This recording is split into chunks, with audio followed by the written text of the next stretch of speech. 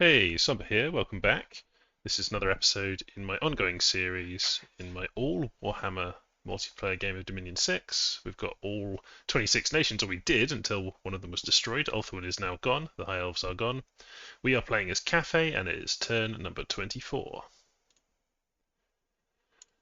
So we've got a White King claimed the Throne of Vitality. Is that Nagashazar? I think it probably is. Has claimed the Throne of Vitality. A dire portent. Oh dear. Boarhob.com. This is the Bonos tribe. They have cast Mother Oak, which is alteration level 5, so good research.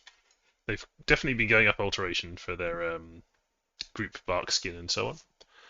It's 15 gems to cast Mother Oak, but it gives you good gem income. That is going to make them a little bit of a target, I would say, because they've already got a lot of territory. They've already eaten the Skaven.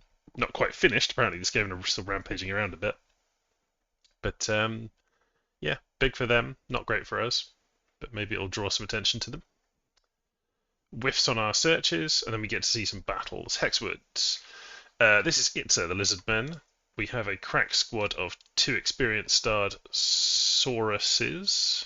Yep, Saurus Cavalry. And they are up against some Vine Ogres and Vine Men. Oh, this will be very easy for them. We don't need to watch this. They lose a couple of cavalries, they get a huge number of kills. We have battle in Faran against Indies. This is Black Crag, mostly Black Orcs, some Squig Hoppers and some Orc Boys. This is quite similar to the force compositions we've seen so far, against more of these undead that raised up. But they were all over the place. A lot of provinces got taken over by these. So this will be a very easy win for them. Yep, nice easy win for them. Good for the Orcs to have stuff like that, it gives them experience. Trackless Wastes, another indie battle. We have got Norska, we've got some Reavers, we've got a Jarl, and we've got some Bearstruck, and they are against some more of those undead. This will be an easy win. The Bearstruck are not going to be blessed though, so there is a risk to them without the blessing. I suppose the blessing wouldn't really do anything. It's awe and fear, isn't it? It doesn't really work against mindless undead. The Reavers could definitely get hurt here as well, but they managed to chop through. And the Soulless will prove to be little impediment. So I think they won all of those. We lost. One Reaver was killed, one Reaver was killed. Battle in Emmerich. It's the Ogres under attack by Bonos again. Bonos really are... Oh, they were just probing. So we get to see this Ogre force. Pretty strong force. A lot of pit fighters. We get to see their bless is fire resistance, regeneration, and fortitude. So fortitude gives them these resistances. Resistances plus regeneration makes pit fighters very hard to kill. So that's a good bless. They've got their god there, the Dracon. Not got any items on it, but you can see it's a very deadly creature, and it will benefit from the bless as well, of course. We've got a bunch of Slaughtermasters and Butchers, so good mage support, loads more over here. We've got some, they've got some Lizard Shamans casting Body Ethereal, and so on. This is a strong army, but it's being probed, so a smart move by Bonos, a quick probe with the old scout, and we'll have to look at keeping us some scouts over there so we can see what's going on. Northia, a swarm of gnawing rats is attempting to assassinate Tao De Tianzong. He's probably going to die because the rat attacks tend to be really nasty. Let's have a look. This is in Northia. Yeah, that's quite a... It's a shame they're always getting so many of them. That's 7, isn't it? So they're going and eating all the commoners. Mist form. Normally, that'd be quite effective. He casts an arrow that completely whiffs. The problem is, Mist form reduces the damage they do to him to, 1. But that doesn't matter, because there's so many of them. I wish I'd had some bodyguards on these mages. It would have saved him. So we lose 150 gold per mage, it's not ideal. The rats are annoying. Unexpected event in Dendra Nigra. People sacrificed in the woods. And an Embracer, a Dominion change, so the Dominion flips over to somebody else's. Probably the nearby orcs, I guess. Battle in Hexwood. So Hexwood was taken by the lizardman and then immediately got an indie attack land on it, and it's more of the undead. So this should be a very easy win for the Saurus Cavalry. We just saw them beat up some kind of garbage indies, and now they're going to beat up some more garbage indies. Although there's quite a lot of long dead there, they might get a kill. And the lizards are still hurt from their previous battle, I imagine.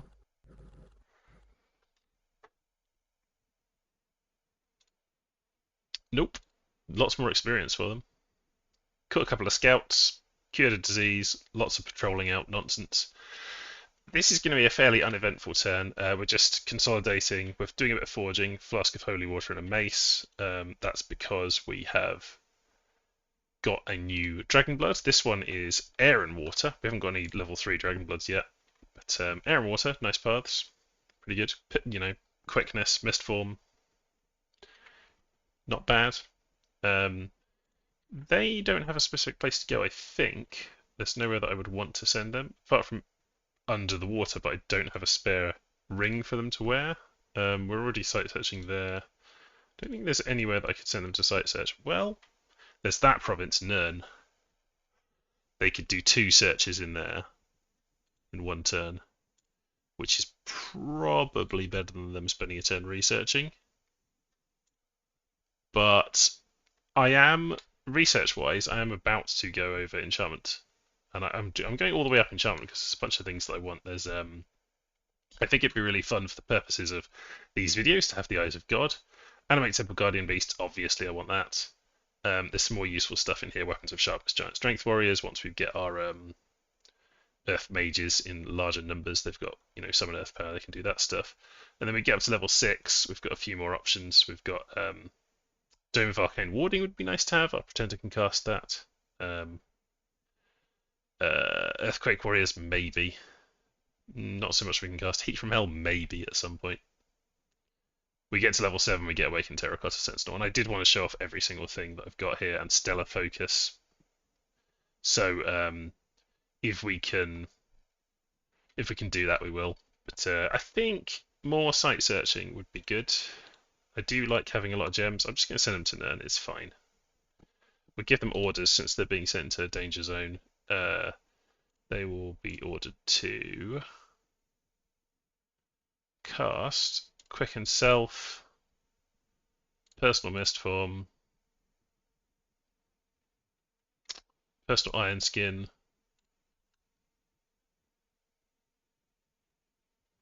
Flying Shield, Hold, Attack, Rear. There we go. Always good to give him a thing just in case the province gets attacked by indies or something. Yeah, this turn we didn't quite have enough money to get all of our mages and get all of our monks and get a fortress upgrade. I don't know that I really need more monks on this border though. If I skip out on some monks on this border, I could afford a fortress upgrade somewhere. And the sensible place to do it would be on the throne.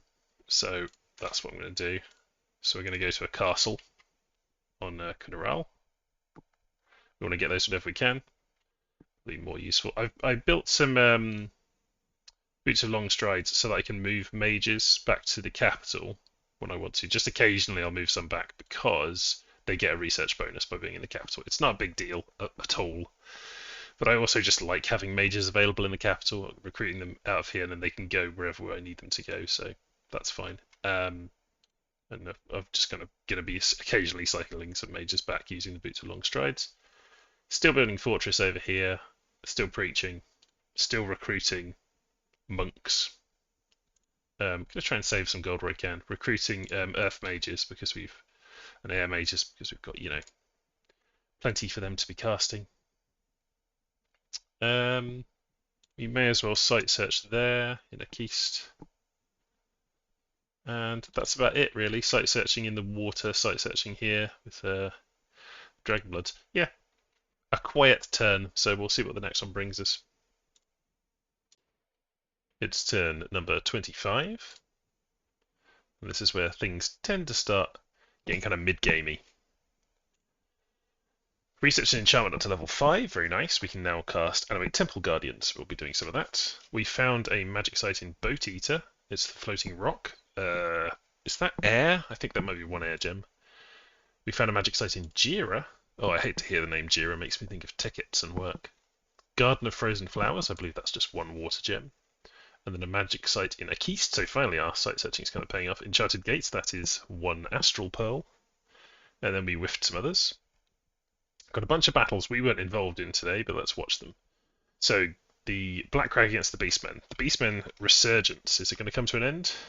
Well, that's just some province defense being taken out. Black Crag's still using... well, not Black Orcs now. They're still using Squig Hoppers, but we've got big uns, we've got some goblins mixed in, and we've got lots of arrow boys, which is a pretty sensible thing to bring against the Beastmen, honestly. I think that's a good idea. So they obviously take that province. We've got the ogres attacking back here against the greenskins. They have nothing. The ogres have their god with a fluffer. Fluffer being a person who's there to just cast point buffs. So we've got body ethereal being cast over here. And the god is looking pretty scary.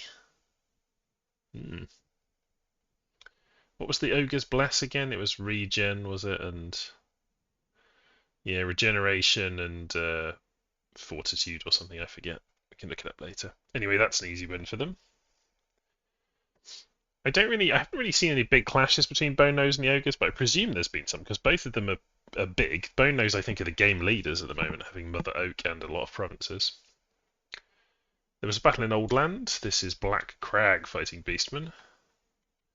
Nope, that's another one. And here they've got some more Black Orcs. So they did lose a lot of Black Orcs, but they've got a kind of backup wave of them coming along. Then we've got a battle in Bone Lands, very appropriate for Vampiria. Now that's interesting. Vampiria send a collection of archers, independent archers and independent... Is this just so they don't have to pay the upkeep? Yes, it's just so they don't have to pay the upkeep.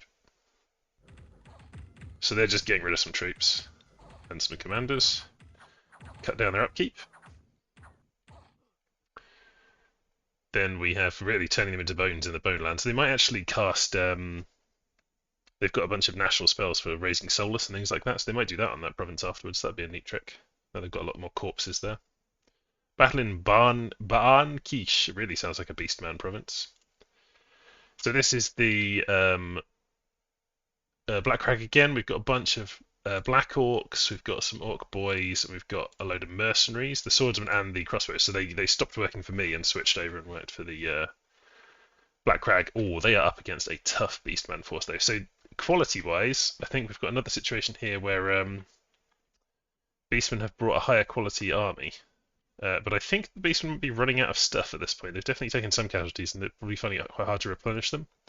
It's the Minotaurs that are going to make this a likely win for them. They've got some... is this just province defense, I guess? And then they've got some Centaurs.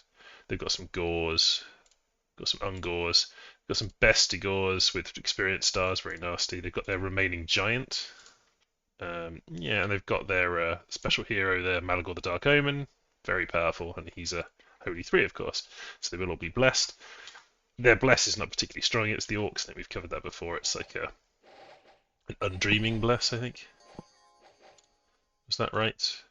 Oh, magic weapons, Undreaming spirit sight, yes. So it's kind of to deal with stuff that would otherwise be very hard to deal with, sort of a bless.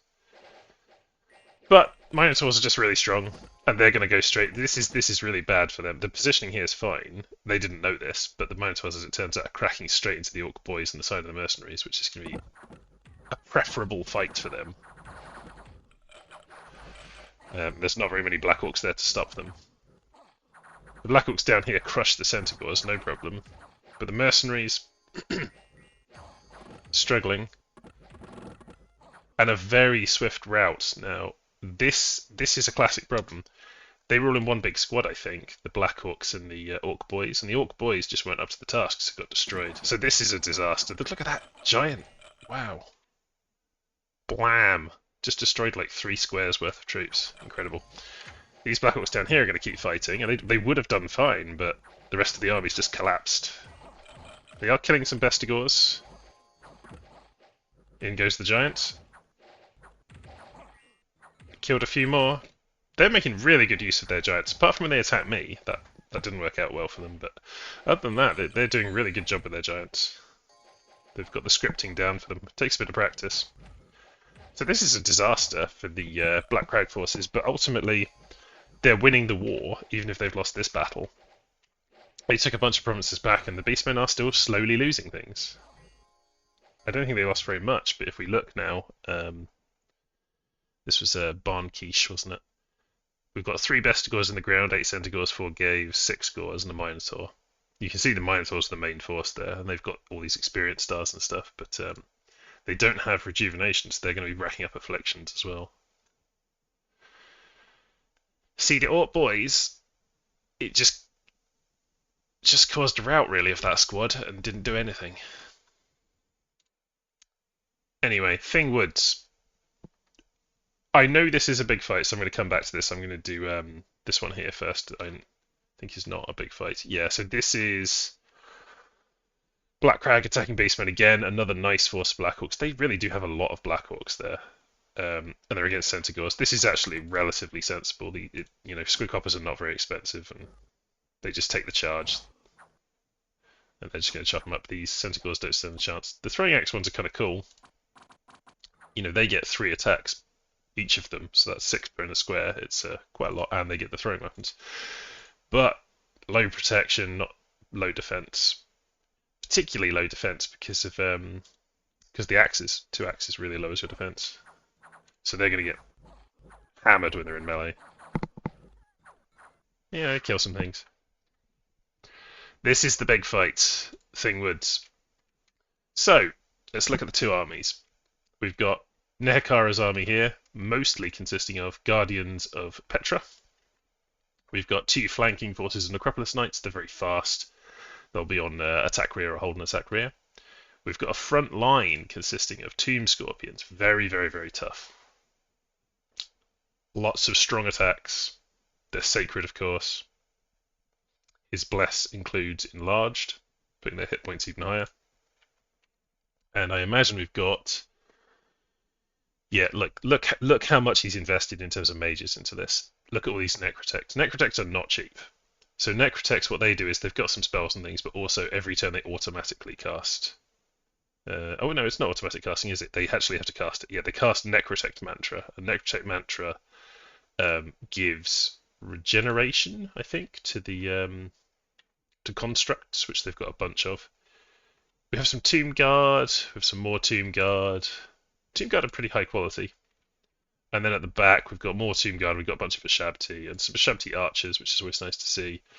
And then, a lot of priests and mage support. There's a couple of high priests there. This is an all-in kind of stack. Very, very powerful. On the other side, in a slightly less organized block than you would hope for, because previously they had kind of different formation going on. I think it was a bit better than this. We've got these big blocks of Demigryph Knights, a huge number of Demigryph Knights. We've got some military leaders, not so relevant. We've got their Sacreds, the Knights of the Fiery Heart. I don't remember what their bless is, but they'll obviously be doing some stuff with those. We've got a bunch of mages. They were taking this fight seriously. We are looking at mages.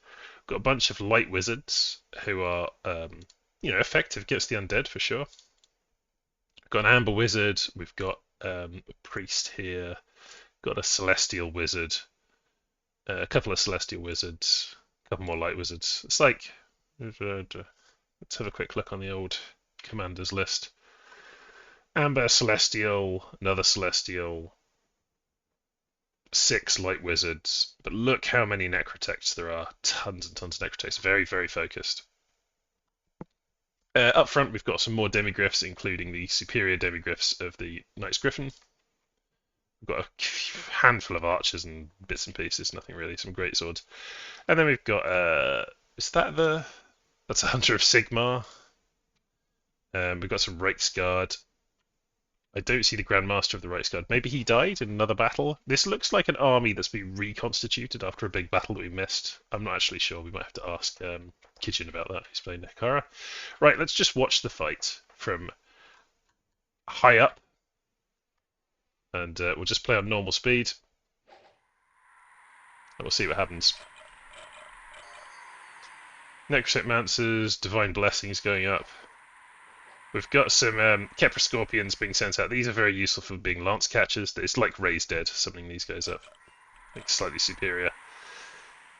So Nekara's Bless is fire resistance, blur to increase defense, undying and enchanted blood, a classic combination. Blood surge, large, and heroism, pretty substantial bless. They've pretty much gone in for it. I mean, this ends up with these guys, the Guardian of Petra, having quite respectable stats, you know, skill, defense, and everything. And then where's the blur? Blur is -2 penalty to people attacking unless they have spirit sight, which they do not on alt off side. And obviously they're very tough. Undying and Enchanted Blood makes them just have great kind of lasting potential. On the other side, what was our bless? Not blessed. Well, now hold on. Somebody's got to be blessed. You're blessed. Morale reinvigoration. It's all scales, baby. Or possibly imprisoned, and maybe their god's dead. We don't see their god here. If they lost their god and they were... I don't actually remember what their bless was, but possibly their god, they had an incarnate bless going on. This formation, where it's all quite disorganized, not in a nice long line, is going to mean that they're going to mass up in the middle here against these Tomb Scorpions, which I think is going to be tough ask for them. They would do much better against the Guardians than the Tomb Scorpions. Tomb Scorpions, high protection, and they've got that regen going on. Yeah, very nice. 10% regen on 52 hit points. Difficult.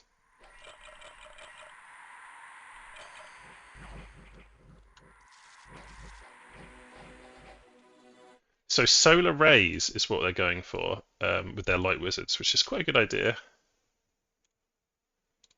We can't see there, but it almost certainly killed the... Yeah, I mean, it's killing them. But they are aiming for the Necropolis Knight, so those are going to get flattened. These guys might get through on the flank and cause some trouble. And we can see that our knights are all clustering towards the middle. They're going to get held up by these Tomb Scorpions. I imagine a couple of Tomb Scorpions are going to get killed here. Just because they'll end up taking a lot of hits. Yeah. You see this petrification happened. This is because of these guys, the Sepulchral Stalkers. I neglected to spot those before, but they have 4 of them, and they're really powerful Sepulchral Stalkers. They might be a bit too good, honestly. I'm not sure. Well, we'll see. But very effective. Solar rays coming down and doing some damage.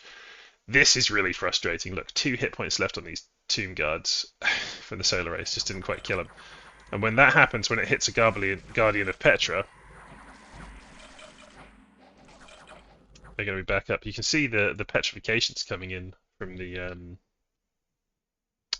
Sepulchral Stalker's Petrifying Gaze.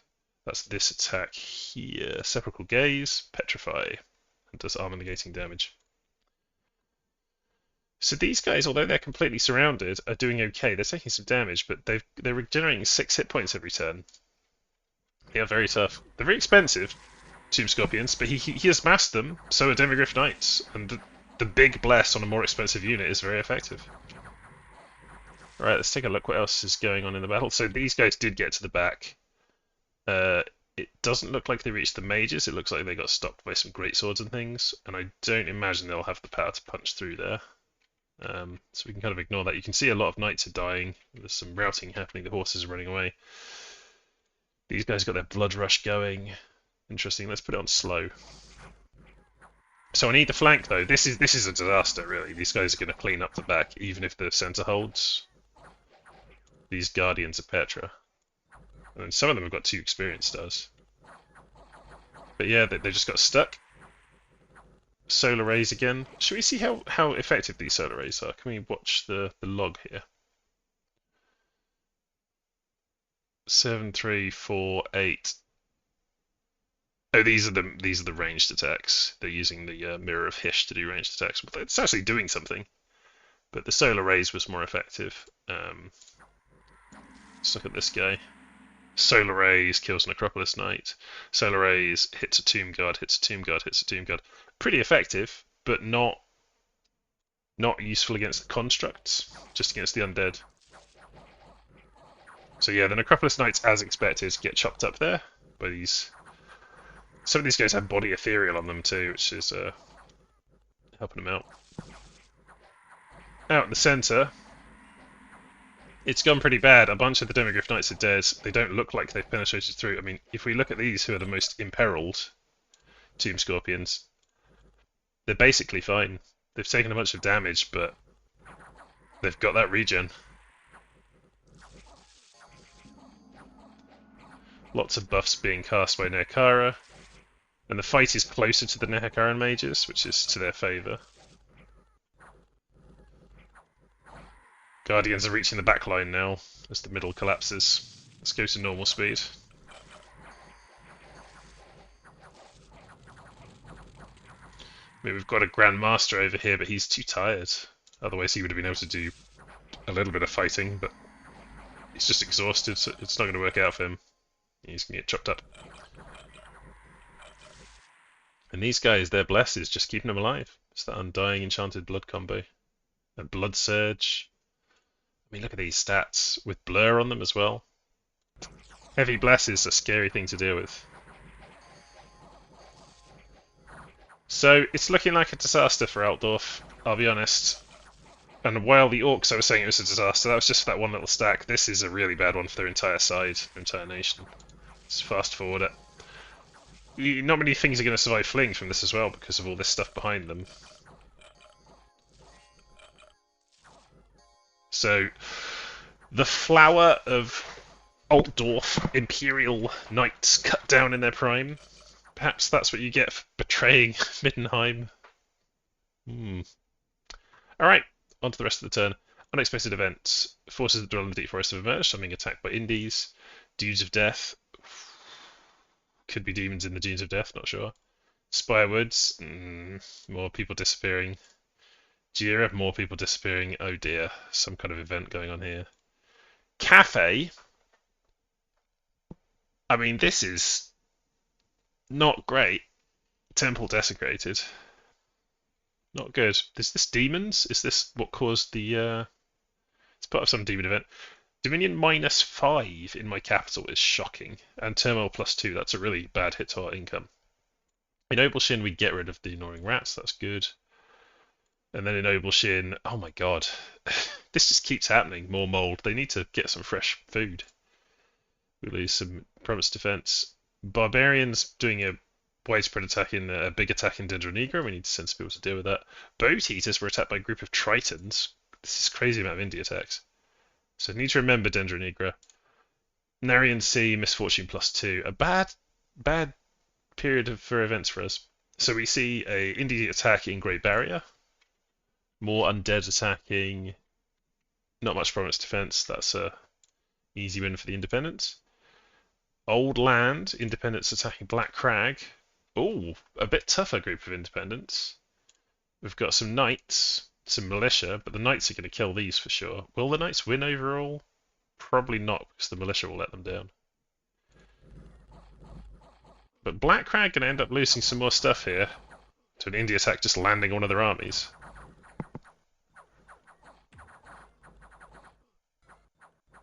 They might kill the boss.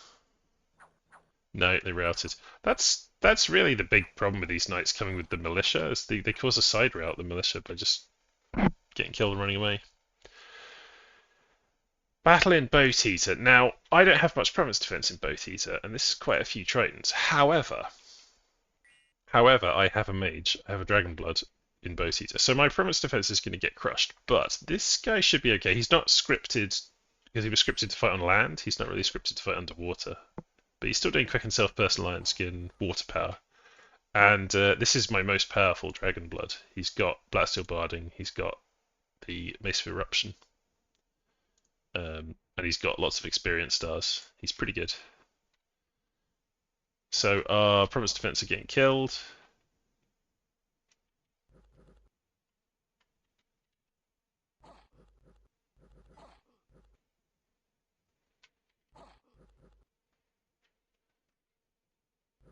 This is a weird visual bug. All the enemy troops have disappeared. Oh, wait, sorry. I was confused. They flanked around. All of them have disappeared, how silly. So we're being absolutely surrounded by Tritons, but we should be fine. And meanwhile, my province defense is fighting over there and distracting some more enemies. Mace of Eruption doing its job. Let's put it on fast speed.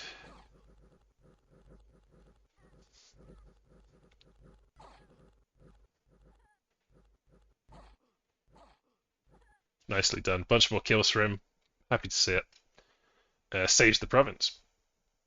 India attacking Annika. A bunch of undead are attacking some Tomb Kings, but the Tomb Kings have got a bit more there. Is this province defense? Is this yeah, this must be a fort that's attacked. But the province defense here is not very good. It's only light spearmen. They've got 0 protection. Archers with 0 protection. And they're being attacked by real long dead with much more protection.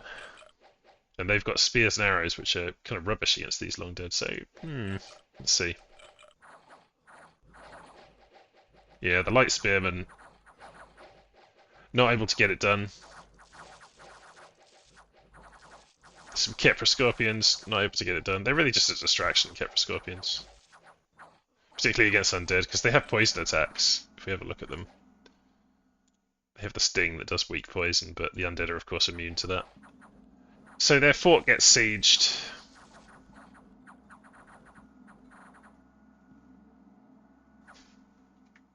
Yeah, that was a fort's province defense fail there in Annika. And they did actually lose a Lich Acolyte and a Tomb Herald. That's kind of rough on them. 3 Pine Grove, we get attacked by a bunch of forest boys. What do we have? Nothing. Sorry for that horrible noise.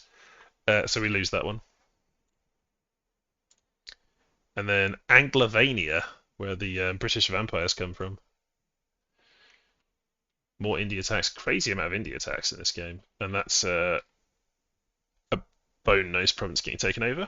We construct a fortress, and we get a multi-hero. It's a Dragonblood Lord has appeared as a multi-hero, so that's wonderful.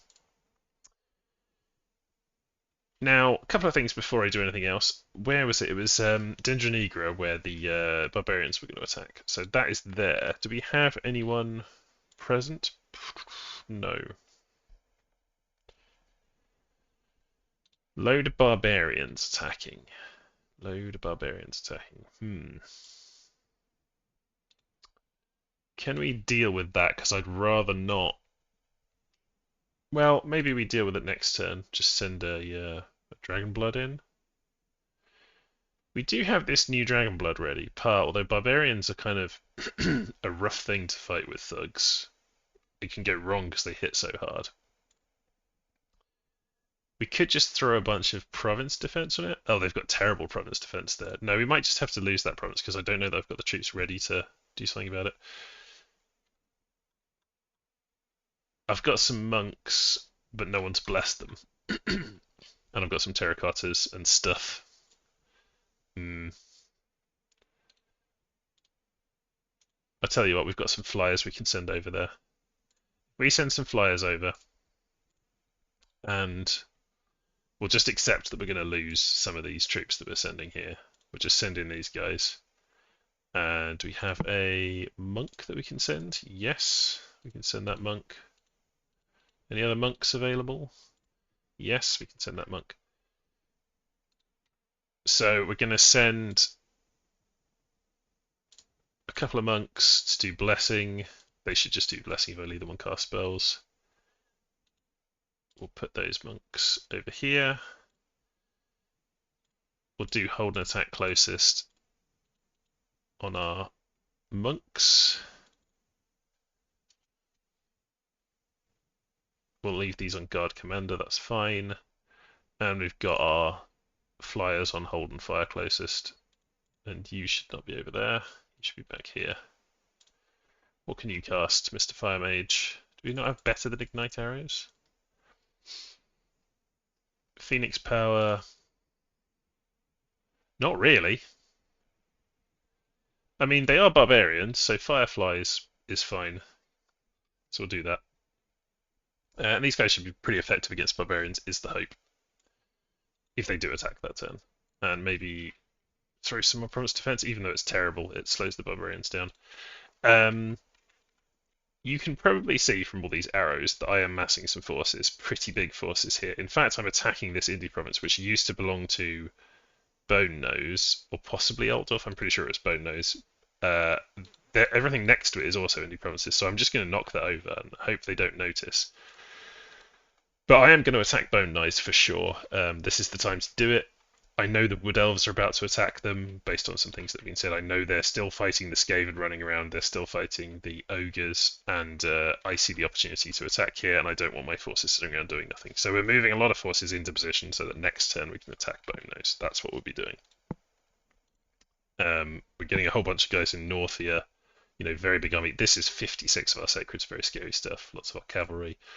We're moving commanders in to lead this stuff, and we're moving our Dragon Bloods. We've got a new Dragon Blood, we've immediately equipped him up, and we're forging some more equipment to equip more Dragon Bloods. Black Steel, Barding, Burning Pearl, and a Thunder Whip, because I thought I'm going to try and do some more different and interesting stuff, not just equipping them all the same way. I thought that would be kind of a fun set of things to give him.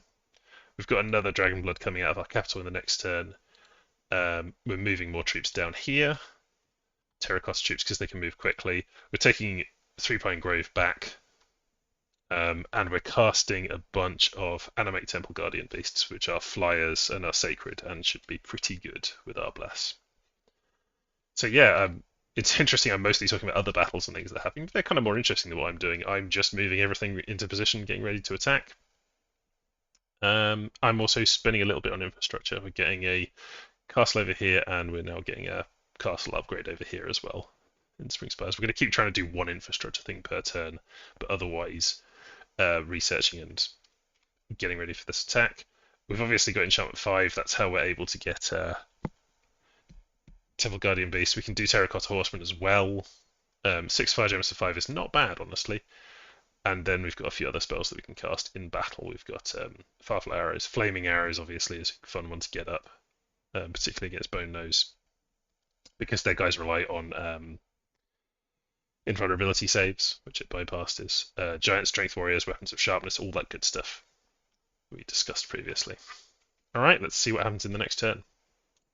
Oh, hold on. Before I go to the next turn, there is one thing that I said I would definitely... So I wanted to look at the Floating Rock, didn't I? Floating Rock is one air gem, okay.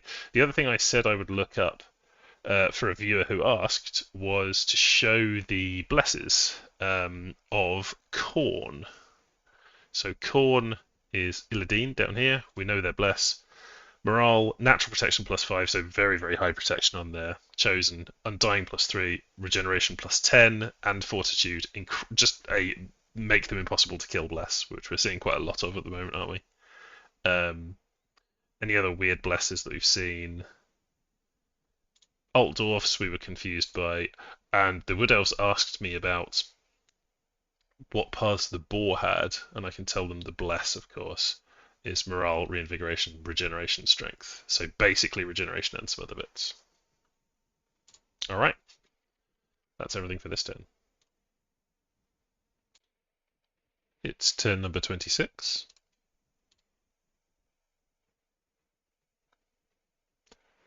Got a couple of throne claimances. Will Turner.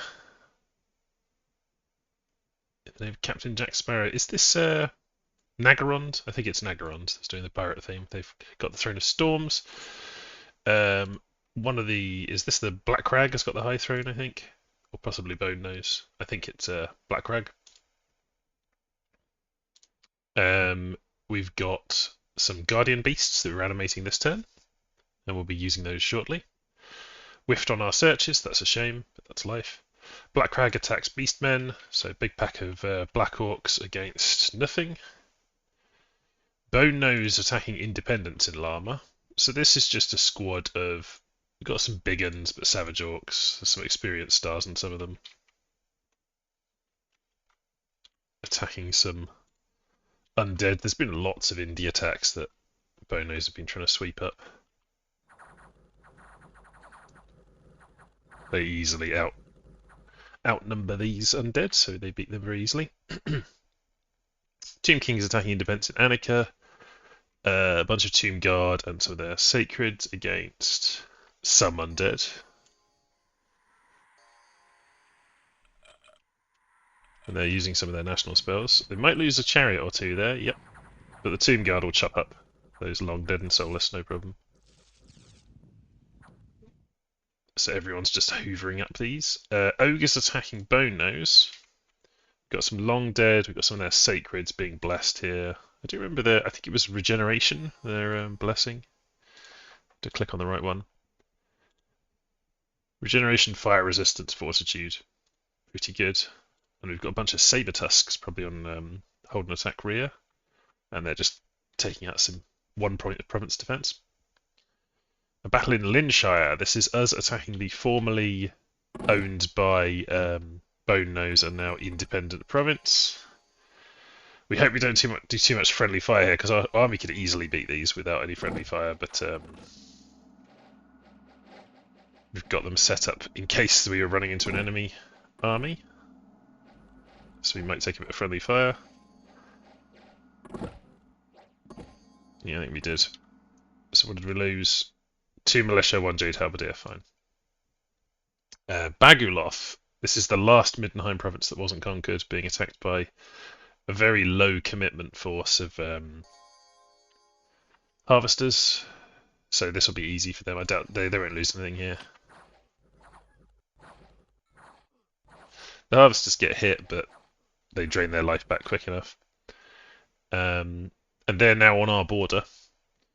There's a battle in Blue Moss Forest. This is Black Crag, big force of Black Crag attacking Beastmen. And we've actually got a decent sized force of Beastmen here, so this is one we should watch. Let's do a prediction.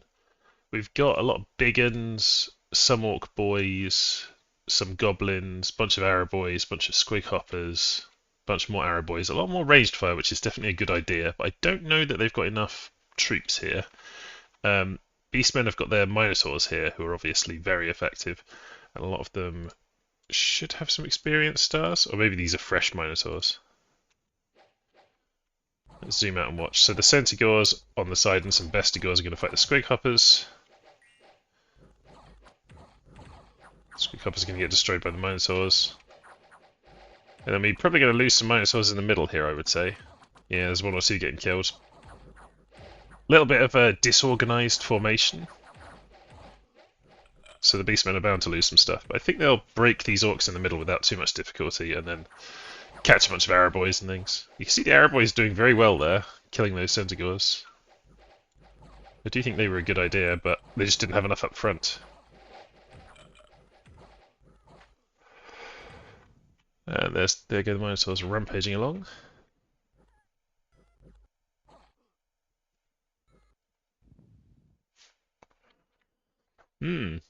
So Beastmen repelling an attack and not taking too many casualties because they'd be using their province defense a fair bit. 3 Bestigores, 4 Centigores, 3 Minotaurs.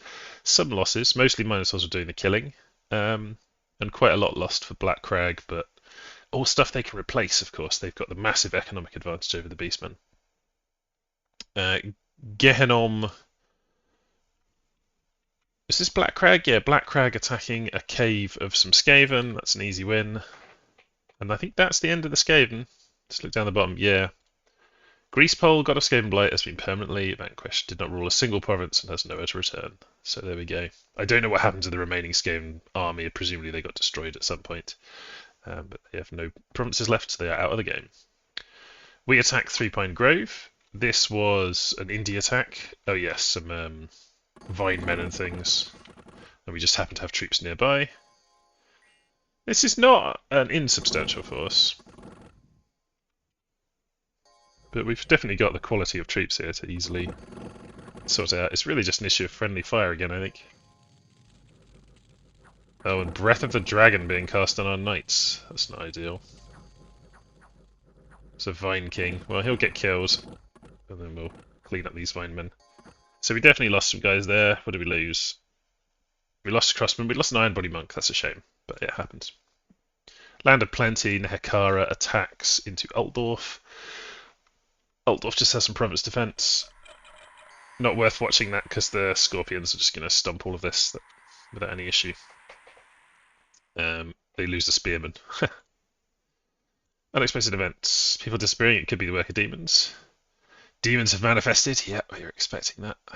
We're going to probably get demons all over the place. In a Keist, we've got a monster boar who increases unrest every turn until we patrol it out. So we need to do patrols in the Keist. That's one to remember. We've got a bastion in Spring Spires. Very nice. Sulfuria has got a plague of gnawing rats. We need to get the province defense up on that and deal with that. So Sulfuria and a Keist are our provinces we need to look at. And then we get some income and resources in Nern. Nice. In Jira, we get more of this yellow mold. That sucks.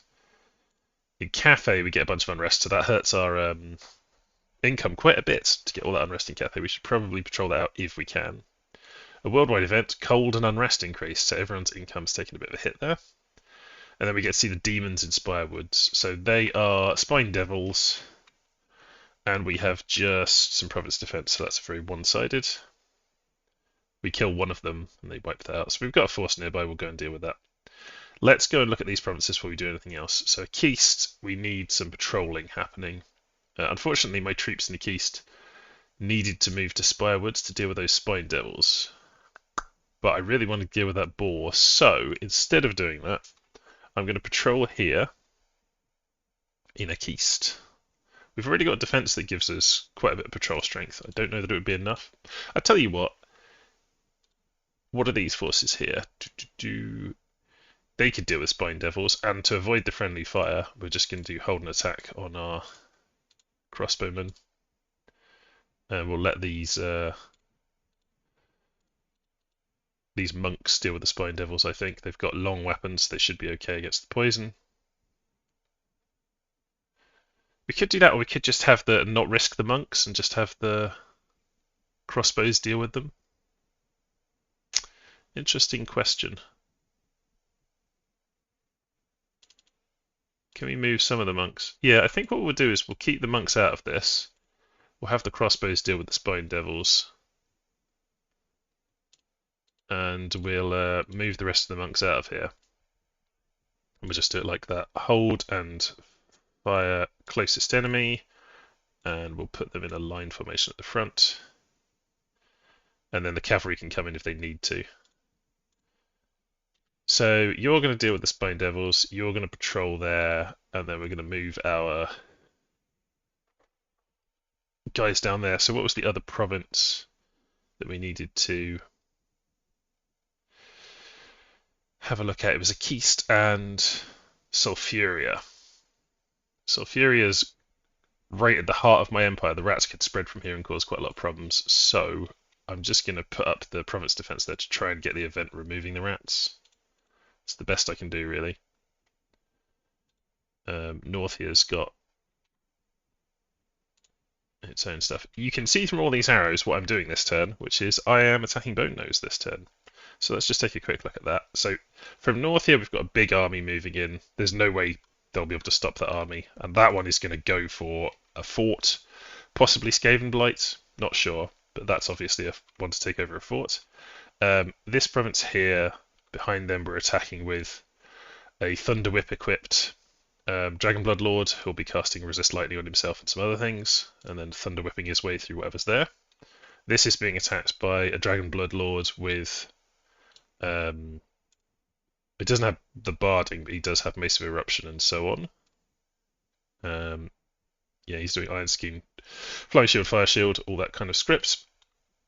Here we're attacking with a Dragonblood Lord who's less well equipped than the others. He can still do it, but he's got some Guardian Beasts to guard him, and he's bringing some troops that are joining him, so that province is getting a bit more of a commitment of troops to help out. This province here is the furthest one away we're attacking. We're attacking that with our most powerful Dragonblood Lord.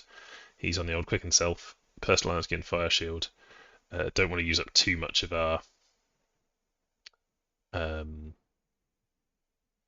fatigue casting all those spells, so he's going to be doing that. Should be an easy win in Fowenshire. And then we're attacking Anglovania, home of the English vampires, with a bunch of troops because we want to be able to move these on to other places, come down the middle with them. So Anglovania is getting a bunch of those, and then Frosted Peaks is getting a bunch of monks with my Prophet and a bunch of infantry. The idea there is that the monks should be sufficient to crush whatever's in there. So that's the plan. We will see. That should be quite a heavy blow on their border and knocking over a lot of their provinces, and should put a lot of our Dragonblood lords in position where we can go, well, if there's not very many troops over here, we just hit all of the provinces over there with Dragonblood lords, just fly over en masse and knock them over, maybe pair them up to make them more likely to win. Of course, we're moving more troops in, so we've got a second wave of monks and things coming in there, from Spring Spires moving into Linshire. We've got some more troops. Spring Spires itself has got more troops coming in. We don't have anyone to lead anyone out of here, is that right? Oh, they're moving into another province because they can move further. That's fine. Should we get some more monks coming out here? Let's do that. Oh no, we'll wait for reinforcements to turn up actually. So I think in Spring Spires we need some more military leaders. And we've only got a monk coming in, so I'm going to switch this. We're going to have another Dynast general over here. It's useful to have some of them. They give extra morale. They can move a lot of troops around. So we're going to do that. And I hope we don't get attacked anywhere else. We're kind of keeping an eye on what's happening everywhere else. Everyone's dealing with lots of indie attacks, and we're going to take this advantage to just go for Bone Nose. Now, my understanding is, obviously the ogres are fighting with them. These guys here should probably be moving into ogre territory, but I want some more spies back to know what's going on around their capital. We're going to be in a position to threaten their capital immediately. It would probably be a good idea for us to just sweep in there and go for the capital. That's where the Mother Oak is. Athel Lauren has also said that they're attacking Bone Nose. They are over here, so not far from the capital of Bone Nose, so they might also charge into there. So once we've attacked here, we're going to have a look and see where Athel Lauren has ended up. But it looks like Bone Nose are going to be on a pretty severe squeeze from both of us. Now, I'm going to play somewhat conservatively. This looks like a big gamble, this first one, but after that I'm going to consolidate quite a bit, and we're going to look for getting a big income from knocking over all these provinces, just dragging all that gold from knocking them over. And then we're basically just going to try and hold a big swathe of territory that we've taken. If I can avoid the entanglement of having to commit lots of my mages and like tough fights and things, that's best. We just want easy wins, take the territory, put the pressure on Bone Nose. That's the plan. We're not going to really do much diplomacy with them or anything. They are just orcs. So yeah, we're just looking for a decisive, crushing blow. Inflict a bit of morale damage to the player playing them, and maybe have some good fights. That's the plan. Back in Cathay, we are recruiting... Well, that's interesting. We're not moving these troops out. Do we have anyone who can move them? No, we need a lot more just military leaders. We are moving some in. We're still building castles and things. We're still getting mages and monks whenever we can. And we can see over here, Beastlands are looking in position to be doing some kind of last defenses. This is really good. It's taking up all of the time and attention of Beastmen and Black Crag. Black Crag are definitely a faction that could move in to attack us because we were attacking Bone Nose. They worked together before. They're probably kind of allied, and yeah, it'd be interesting to see if they get involved. But having the Beastmen still going is good news for us. You know, we got a province out of that. We got Obelshin. We gave up Scroll Point, but Obelshin's been a good province for us. Pulled in some income. Where was it that we set up a bastion this turn? To remind myself. Spring Spires. Oh yes, we didn't have one there before. So now we've got a bastion cranking out more terracotta soldiers. We've got a significant amount of our army just has to the terracotta soldiers, and one of the good things about them is that they march super far. If you look at the map move on their troops, it's 20. If you look at the map move on, say, a monk, it's only 14. So significantly further map move, and the cavalry in particular is super fast. You can even use flying leaders with them. We've got the, recruitable Skylancing captains. They can be used to move around the terracotta horsemen very easily. Maybe something I should add is a terracotta general or terracotta captain or something. We'll see about that. Okay, I think that's everything for this turn. So next turn we should have a bunch of battles, and that'd be kind of cool. Our first big war. Right, bye for now. It's turn number 27. Lots of messages. Whew. Some whiffs. Kislev has a new prophet. We've got some battles. Ogres attacking Bone Nose Tribe. Ogre Force has got some saber tusks, some scrap throwers. Nice to see those. Some long dead, some gorges. Ooh, they're gorgeous. And there's some rubbish province defense. They take that easily. In Barn Quiche, we have a pretty powerful force of greenskins. Got lots of Arab boys, Orc boys, and then of course we've got the Black Orcs up front. And they're against a smaller but not completely helpless force of province defense. This is, I guess, a forest? It doesn't look like a forest. If it were a forest, it would get more province defense, but this might just be things he's recruited. So we've got some Ungor, some basic Ungor, and we've got some Gore. Now the Gore don't have any experience stars, but need the... Oh, the Orcs have some. I would expect the Gore to get some kills, though. Let's watch. Yeah, they're definitely killing the Orc boys. They're struggling more to kill the Black Orcs. They're a lot tougher. And they're not going to last, they just have the numbers. So we can just zoom through this. Yeah, they did okay. They killed a few orcs. 7 orc boys. But yeah, still looking bad for the beastmen. Land of Plenty. We have some demigriffs and some crossbows against just token province defense. Then we have a battle in Emain. We've got lots of battles because we did our big alpha strike. We attacked 1, 2, 3, 4, 5, 6, 7, 8, 9, 10 provinces total. 2 of them were independent, the rest were all bone nose. So in Emain, this is one of our Dragonbloods. They are fighting basic province defense. Our script, let's just watch. Oh, this is our Thunderwhip guy. Thunderwhip Burning Pearl. That's so that he can do repel. It puts his attack skill quite high. And the Thunderwhip is a long weapon, so he can do repel with it. He's not got any experience stars or anything. He's just a basic guy, Haoshan.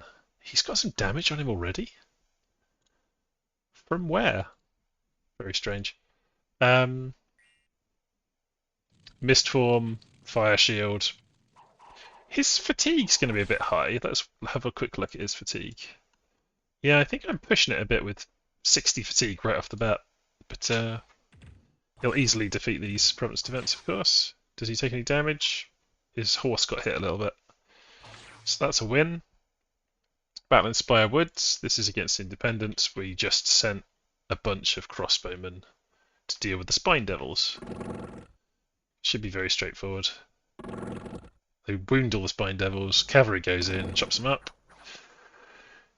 We lose a cavalryman because the horse died from kicking the Spine Devils. That is the problem with Spine Devils. They've got those poisonous spikes, and the cavalry have those short hoof attacks. So they end up taking poison. Quite good landmine units. Against cavalry, at least.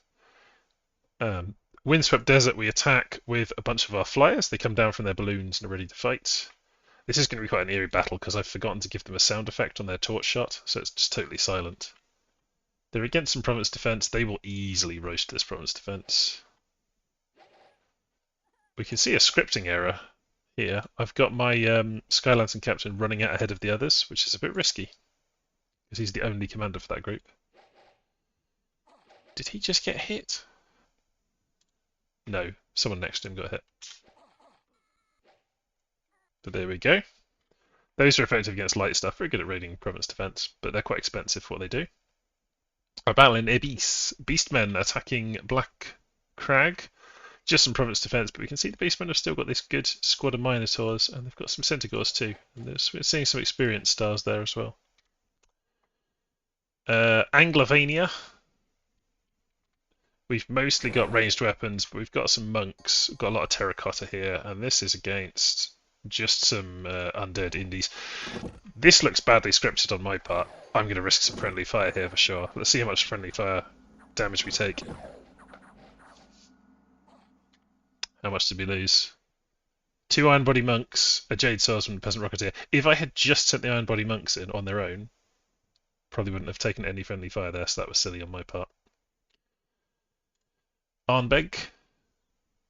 This is province defense, including an elephant rider, so a decent amount of province defense. And we have sent in Legong, who is doing Mist Form, Quicken Self, Personal Iron Skin, Fire Shield as well? Maybe not. Flying Shield. Okay, he's not going to do Fire Shield. Don't think the elephant's really going to be an issue. So elephant tries to trample, gets slashed. He kills the elephant, a tiny bit of trample damage. He kills the crew. And he's going to fly over and attack the slingers, I think. Yeah.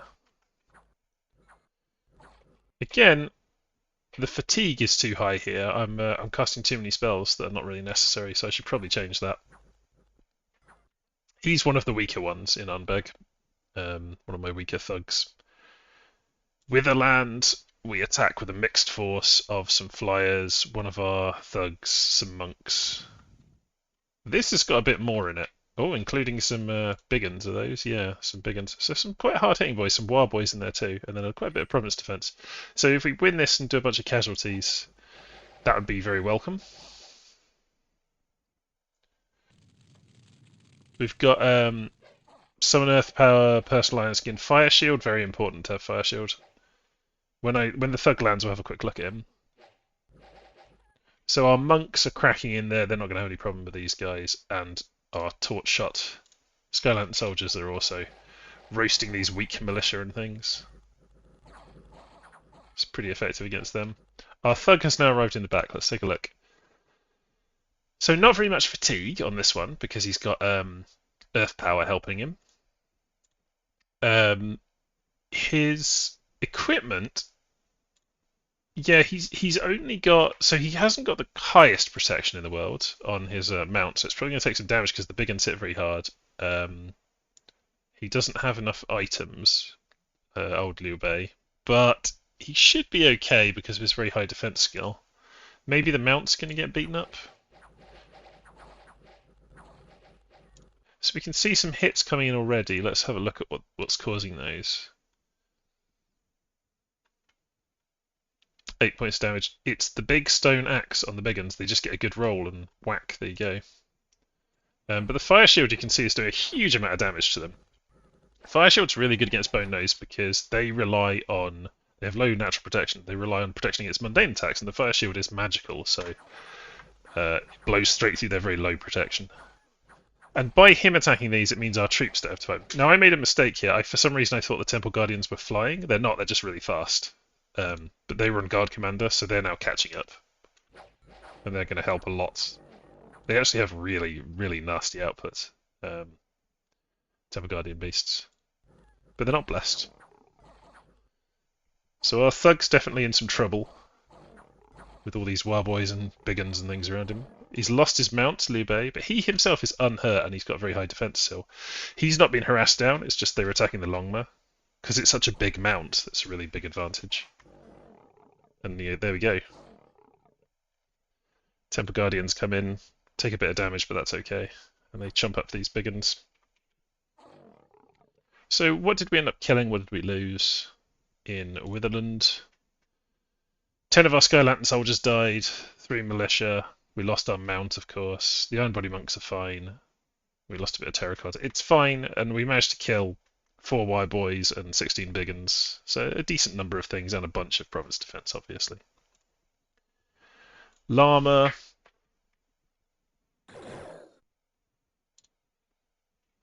Big force in Llama. No opposition at all. That's fine. Frosted Peaks. It's a very 90s name, Frosted Peaks, early 2000s. Selection of infantry, and very little in the way to stop them. Just some province defense. Should sweep through that. Nice and simple. Fowenshire, another one of our thugs. This is Yuqiang. Yuqiang's got better equipment than most, and he's our most powerful one. That's why he's got the ring of water breathing as well. So after he's won this battle, which he will, because they've got not very much to... Oh, wait, no, they do have... Here we go. A bit more of a challenge for him then. So he's casting Quicken Self. Personal Iron Skin. Mist Form? Fire Shield. Has he already done Mist Form?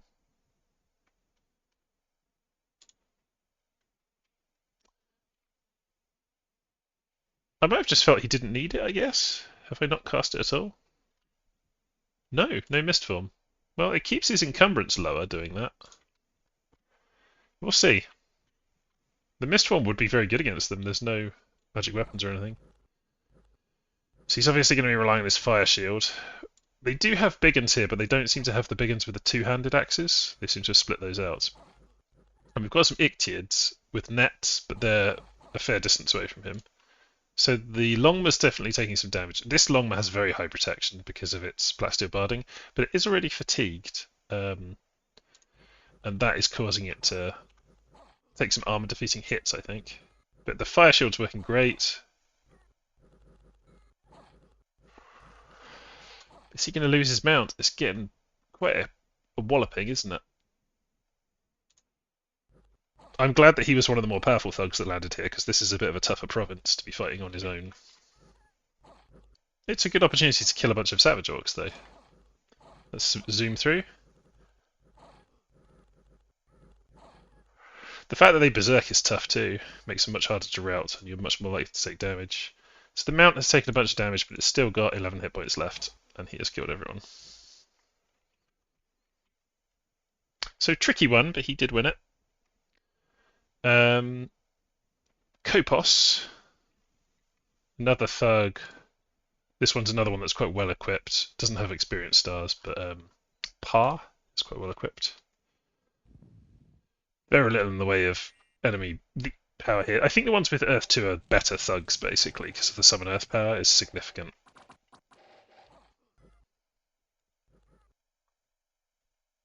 So yeah, another easy win there. So then we've got Battle in the Mountains of Madness. This is Tomb Kings, a very small force with just a couple of Scorpions against nothing. That's an easy win. Sodden Merc, Vampiria attacking Independence. Another very small force, very efficient force. So we've got Blessing here of some Harvesters. And they're led by a White King. 3 Harvesters, and they are against a bunch of Storm Demons. I would be shocked if they won this. Storm Demons are really nasty. They are missing so far. Oh, they're shooting at the priest. Well, that was foolish of them. They're kind of wasting their time there. They should be shooting these guys. So they don't have a magic weapon, but they do attack a lot with their quickness and everything, and they hit very hard. And these are ethereal, but have basically no protection. So if they hit them, they'll kill them. I kill one. I think they're now starting to get hit by some melee attack. Yeah, there we go. The melee attacks just chopped through him. He's gone. The priest and the White King are now going to try and attack, I guess. Priest's dead. White King. Oh, look at this. The charge of the White King. Oh, his horse is dead. He's still going. He has a magic weapon, so he could kill one of them easy here. Come on, you can do it. Nope. No, you can't. Golem Rod. Big Nehekaran force. Very scary Nehekaran force. Lots of Sacreds, lots of Commanders. Shabti. This is their main force still, I think. And it's up against some Province Defense, so that's an easy one. Ogre's attacking Bone Nose. Second Ogre attack on Bone Nose. Bad news for Bone Nose this turn. Just some Province Defense gets splattered. Oh, what do they have? Let's just have a quick look. Bunch of Gorges, loads of Iron Fists and Ogre Bulls. Big tough force, that. Unexpected events. Growth, Province Income, -2. We're going to get a bunch of those this turn. Population going down from a Barbarian Horde. We're going to get an attack from that. Akist, Growth, Province Income, Dominion. Dunes of Death. Calfborn with 3 heads, always worth knowing. Kopos, Heat, Growth, Tax, and Province Income. Interesting.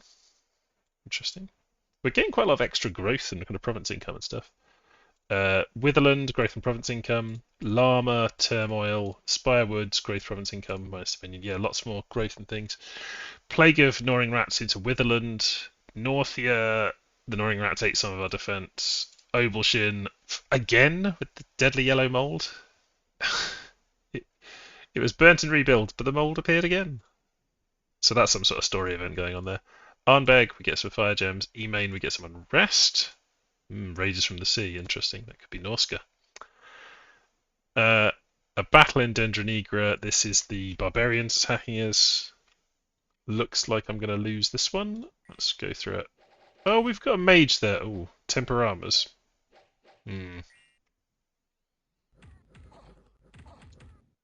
Light infantry, not... These guys are militia, but these are light infantry against the barbarians. There's not a lot of barbarians.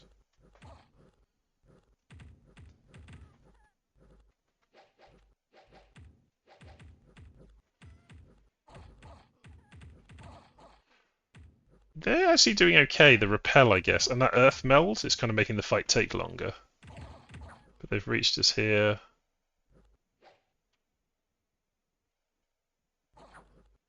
Are they routed? Yes, they've routed. That's crazy. I should have lost that. But the barbarians just have very bad morale. They don't like fighting in unfriendly Dominion and everything. So yeah, they just lose that. How strange. Let's just zoom through because we've still got these guys chopping at us. Incredible. I should have lost that. Grey Barrier. Norska sends a bunch of Reavers and Norscan warriors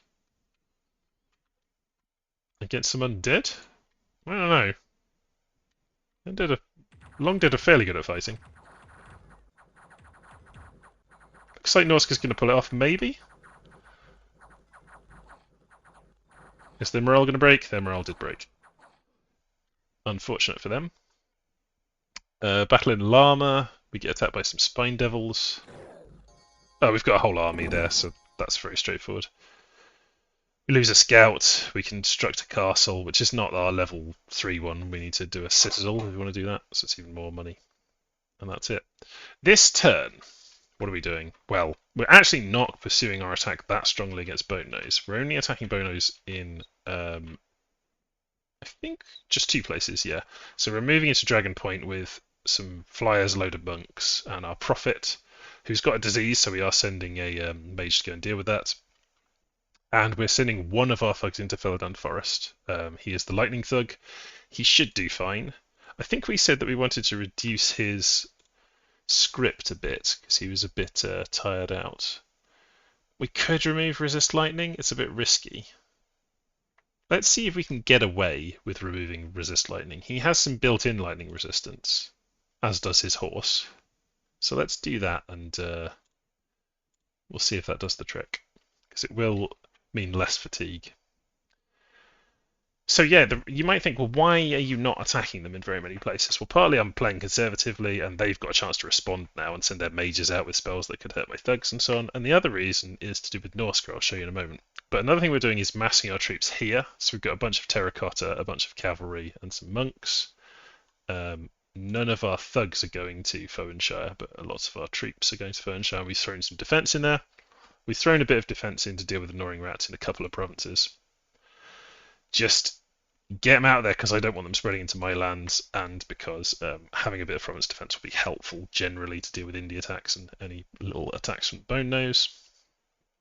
But yeah, Dragon Point is the main one. We've got one thug and those troops there. I don't know what's going on with the elves. I know the Wood Elves were going to attack, so they could be attacking all along here, and I don't want to run into them. And I just don't want to overextend. But also, look at this. Norscan Chosen, 180, Norscan Chosen, Norscan Reavers, Norscan Volvers, multiple Norscan Volvers. Volvers are capable of sailing and have the ability to do blessings, and they're their main mage. And they're next to a sea. Why would they have their troops there, rather than up here dealing with these indies, unless they were going to go attack, attack, attack, attack, attack across the seas? They're sailing. So I think they're going to. I've contacted them saying, "Oi, don't do that." I'll pay them off some money if I need to go away. That's what you do with Vikings. You pay them to go and raid somebody else. But also, because I haven't heard back from them, because I do think they're going to attack, we're trying to mount a defence in Cunneral, Retha, and Bay Pond. So in Bay Pond, a bunch of monks and some other stuff. Not an amazing force, but we've got a thug there as well, Par. In Retha, province defence, lots of monks with the people to bless them, and some extra troops there as well. In Cunneral, lots and lots of troops. With some monks, but not an overwhelming number, but also extremely high province defence in Cunneral. So that's our attempts to defend 3 of the provinces, and just accept we'll probably lose Jura and Walden if they do attack. Just have to live with it. It's really bad for Cathay to lose provinces, and I want to, if I can, hit them as they're split up, which it seems like they would likely do, not just sail the whole group across, but sail across and hit all of the provinces, or several of them at least. We're moving some more forces into Dunes of Death, just to make sure that they get the message, and if I lose some provinces, to have some stuff there to take it back. Still recruiting all the normal stuff. The other big thing that I'm doing this turn is my god is casting the Eyes of God using all of my astral gems because it's cool, because I'll get to see what the world's like, which will help me with some information, but mainly just because it's fun and we'll get to see lots of stuff by me doing that. Recruitment continues of mages and monks. That's all the standard stuff. We're getting another Dragon Blood, of course. We're getting a Fire Rain Wagoneer in case Norsca's attacking us. It's good against them. More monks. I think the other orcs are likely to attack us now we've attacked Bone Nose. They do seem to just be working together. So I'm glad that the Beastlands are still causing the problems, but we might have to go into firefighting and hitting them as well, because they can just move straight in across over here, or they can attack us, through this route, either side of Embracer.